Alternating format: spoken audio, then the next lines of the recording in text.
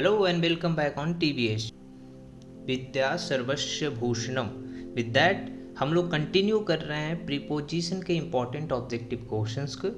Preposition क्या है? Preposition parts of speech में आता है, जिसमें हमने अब तक बाकी के जो पार्ट्स ऑफ स्पीच हैं उनको भी कवर किया है। अगर आप चाहते हो इंग्लिश ग्रामर का प्लेलिस्ट को देखना, इंग्लिश ग्रामर के बेसिक को क्लियर करना, तो प्लेलिस्ट का लिंक दिया हुआ है, आई बटन पे क्लिक करके आप जा सकते हो, या फिर वीडियो के लास्ट में भी प्लेलिस्ट आपके स्क्रीन पे आएगा, आप वहाँ से भी जा सकते हो। चलिए फिलहाल के लिए स्टार्ट करते हैं आज का सेशन और देखेंगे पहला क्वेश्चन। और फर्स्ट क्वेश्चन, अब यहाँ पे एक चीज़ और बोलना चाहूँगा कि ये जो क्वेश्चंस यहाँ पे लिए गए हैं वो कॉम्पिटिटिव एग्जामिनेशंस के लेवल का है। ऐसा नहीं कि यहाँ पे क्वेश्चन कराए जा रहे हैं इसका मतलब केवल और केवल बेसिक लेवल का होगा, नहीं। यहाँ पे जो कंपटीशन में क्वेश्चन पूछे जाते हैं उस लेवल के क्वेश्चन है, और कुछ क्वेश्चन ऐसे भी हैं जो कि कहीं ना कहीं पूछे गए हैं। So let's start the session and we will discuss the question number 1। The question number 1 is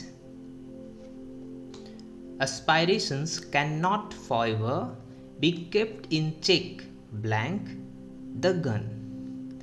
आपके पास ऑप्शन है, option number A from, B under, C with and D through.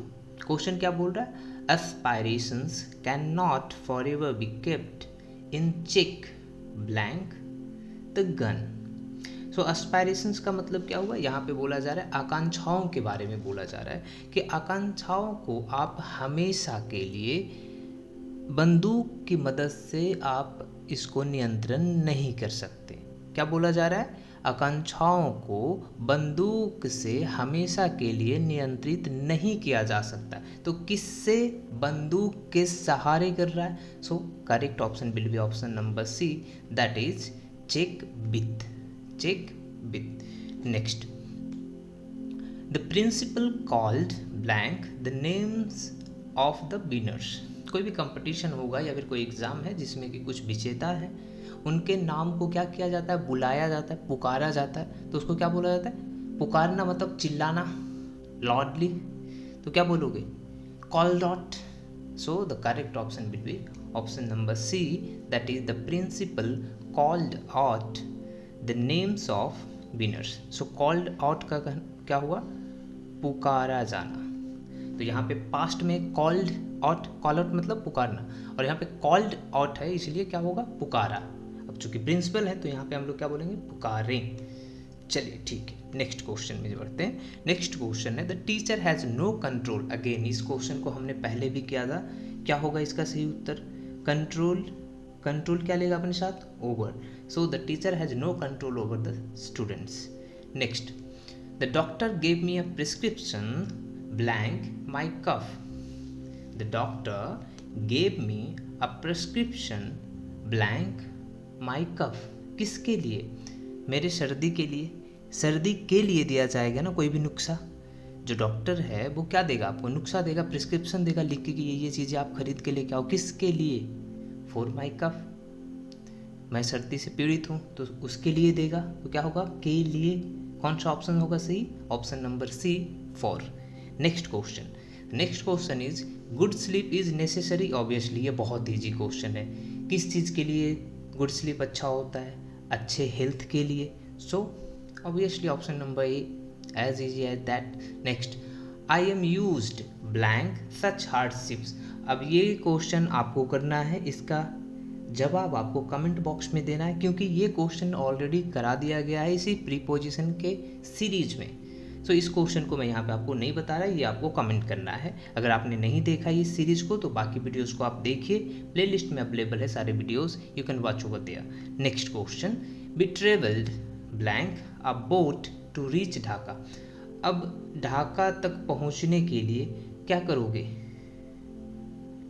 Boat की मदद से आप गए हो ना। किसकी मदद से? बोट की मदद से। और हमने देखा था कि जब ट्रेवल करने के लिए किसी मीन्स का यूज करते हैं, जैसे ट्रेन से जाना, बस से जाना, तो उसमें हम लोग बाई का यूज करते हैं, बाई का यूज करते हैं, राइट। मैं यहाँ से ट्रेन से गया तो by train. Okay, next, he gave a talk, he gave a talk blank the causes of dinghy fever.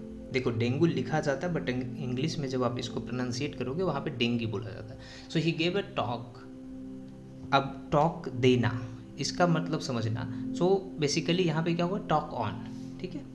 He gave a talk on the causes of dengue fever. अब ये टॉक ऑन का मतलब ही होता है किसी चीज़ पे कंटिन्यूसली बोलना, जिसका कोई meaningful sentence, obviously meaningful sentence होना चाहिए। टॉक ऑन मतलब किसी चीज़ पे भाषण देना, ऐसे समझो। तो ये हो गया, he gave a talk on the causes of dengue, मतलब कि जो भी डेंगू फीवर जो है, बुखार है, उसके कारणों के ऊपर उन्होंने चर्चा की। अब कौन है ये पता नहीं, बट इन्होंने चर्चा की थी। Next question number 9, you can see the doctor blank 8 AM and 12 noon। तो देखो, जब कभी डॉक्टर के पास जाओगे और शायद आप कहीं जल्दी चले गए या फिर सपोज करो 12 बजे के बाद चले गए, तो वहाँ पे जो पर्सन बैठा होगा वो क्या बोलेगा कि देखो तुम डॉक्टर से मिल सकते हो, लेकिन उनका एक टाइमिंग है, इसी बीच में तुम मिल सकते हो, इसी बीच में 8 बजे से लेकर के 12 बजे के बीच तुम डॉक्टर से मिल सकते हो। You can see the doctor between 8 AM and 12 noon। So option will be option number C.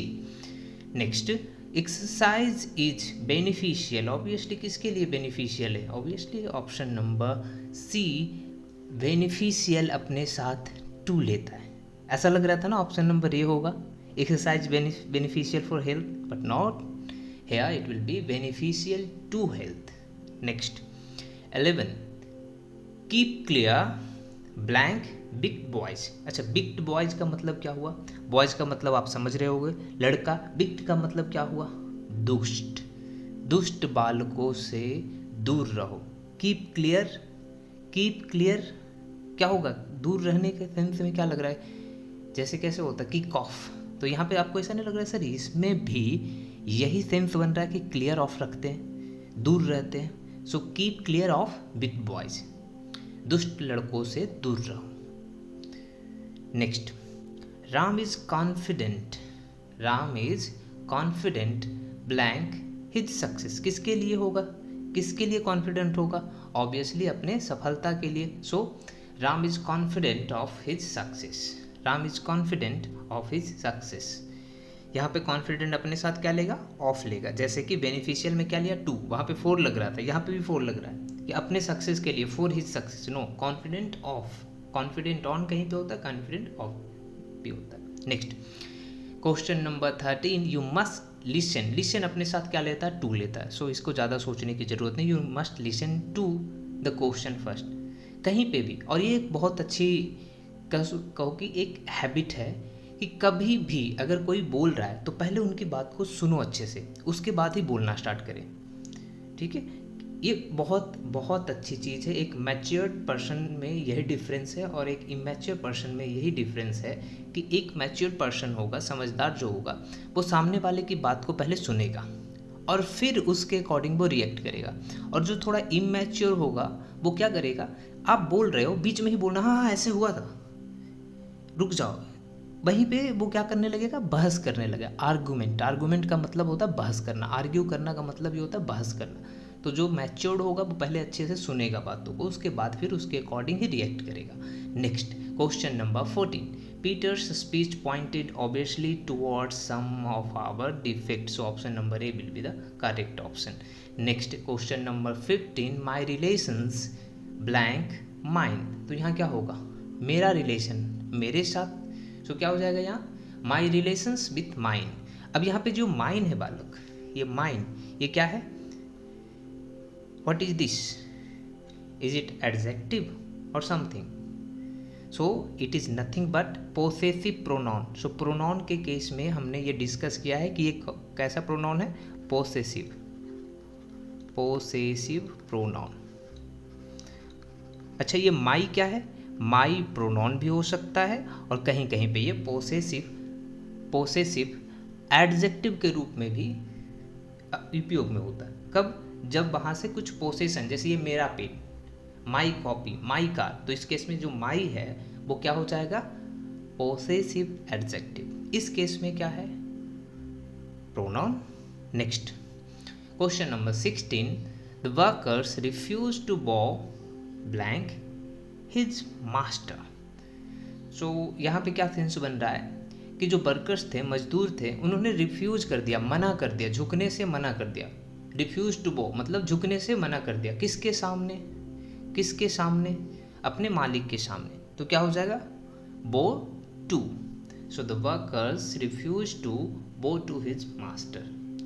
Next question, it is dangerous to enter blank the enemy's camp. Enemy के कैंप के अंदर जाना, घुसपैठ करना बहुत खतरनाक है। तो क्या हो जाएगा?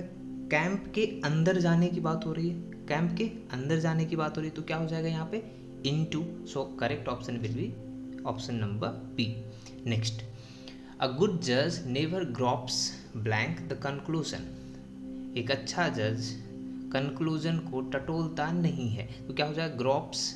ग्रॉप्स अपने साथ क्या लेगा? Gropes for the conclusion. Option number C.